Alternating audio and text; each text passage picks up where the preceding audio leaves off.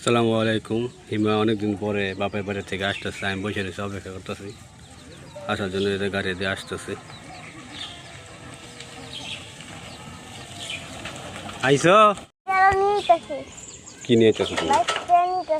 বাড়িতে বাংটি নিয়ে আসতেছো? কার কাছ থেকে নিয়ে আইবা?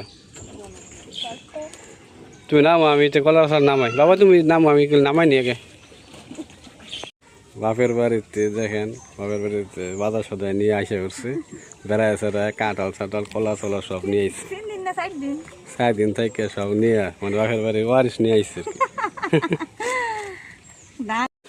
তালতলি বাজার বাজার করে লইছো নাকি?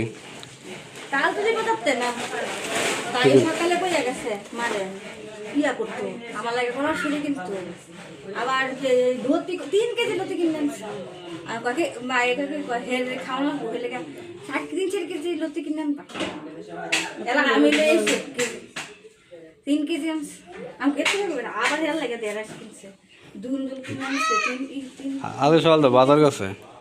মিষ্টি কুমড়া আমি আনি না মায়ে অর্ধেকটা কটা দেখতাম সে